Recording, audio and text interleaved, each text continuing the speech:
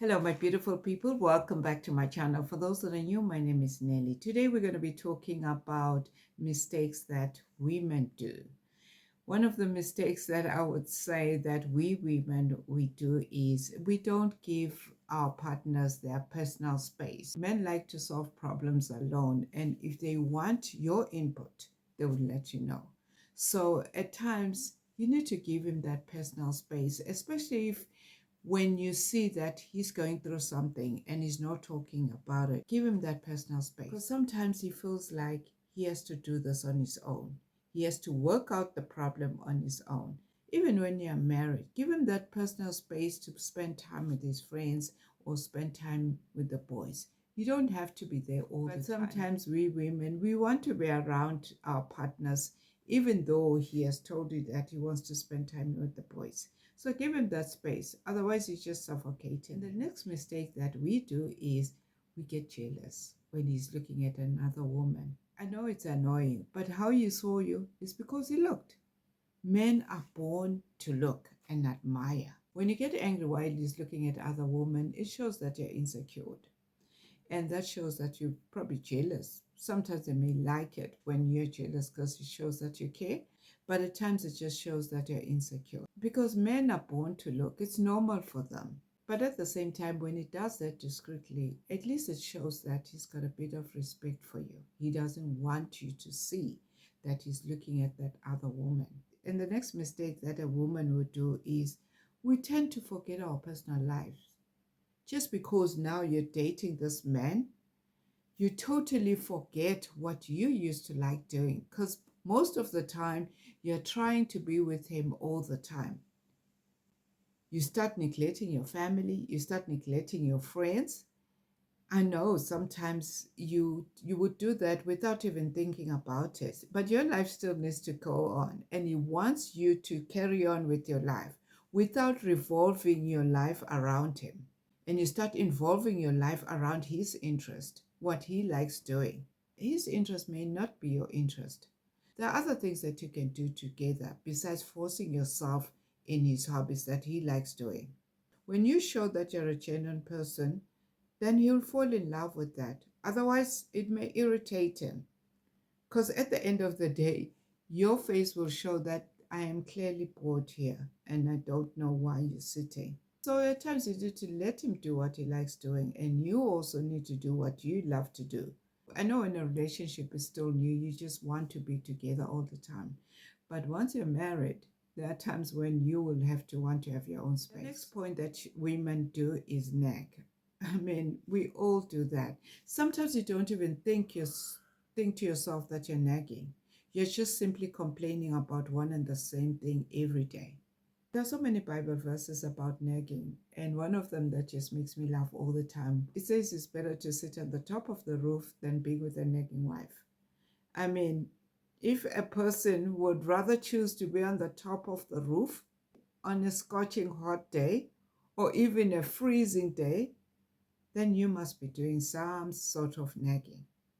It's better to be open and honest about your feelings and talk about them with your partner. And if you talk to him in a way that he will understand, then it will not appear as you're nagging to him. You don't have to say one and the same thing every day and all the time.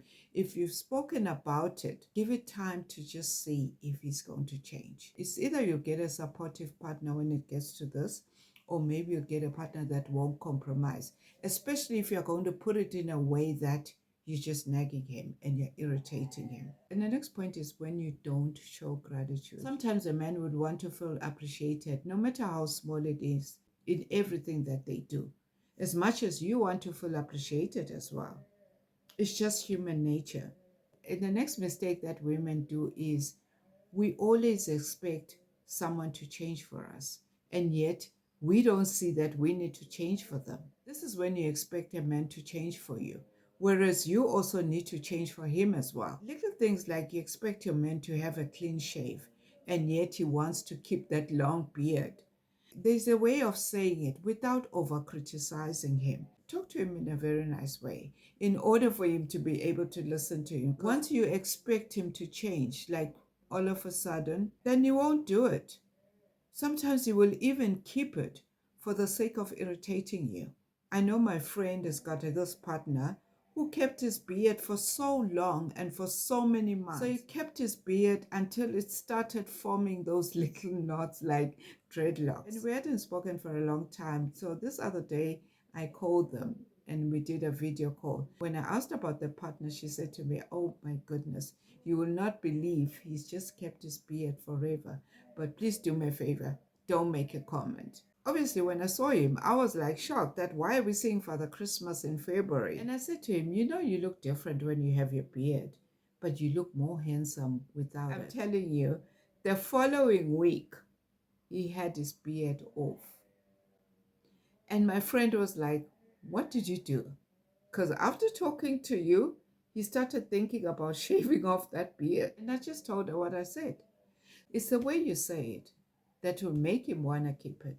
So sometimes you need to strategize on how you say things. If you really, really don't like something, just do it in a nice way.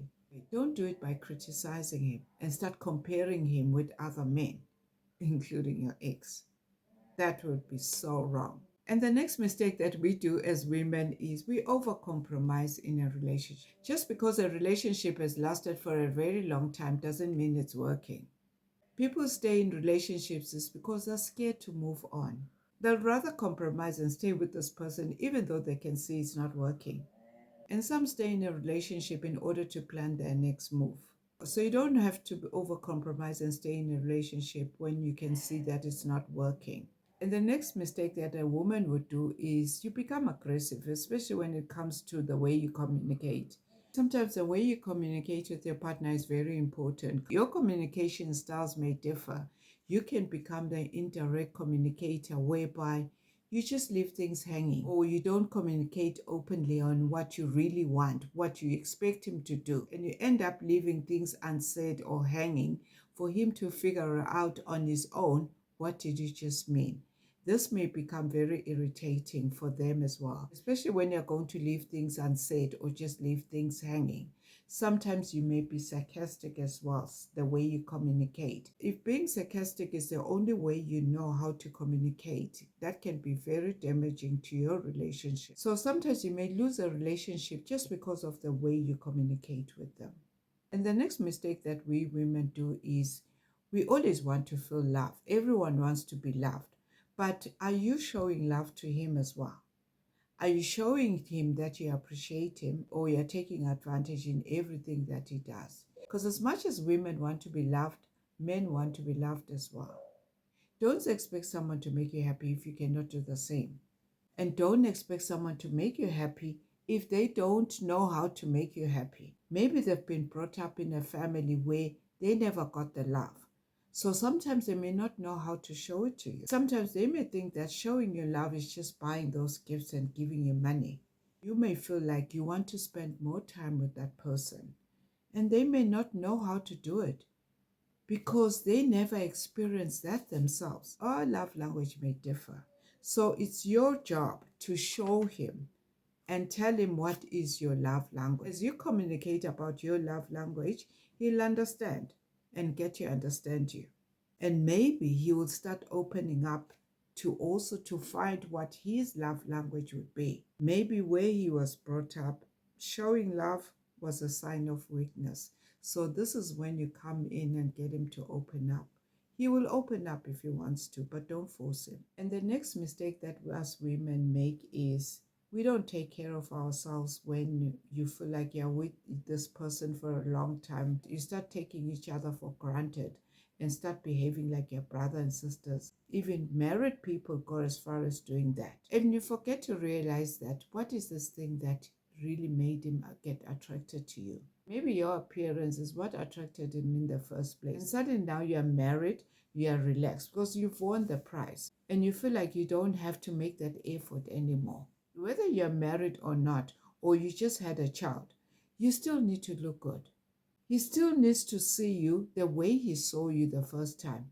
Even though you've gained a little bit of weight, it doesn't matter. Don't let him start looking at other women because you are failing to take care of yourself. Just because now you're married and you're so relaxed, you feel like you've won the prize, you still need to look good. If you're doing any of these things, it's not too late to change. These are just a few mistakes that we women make. So thank you for watching, and see you in the next video. God bless you.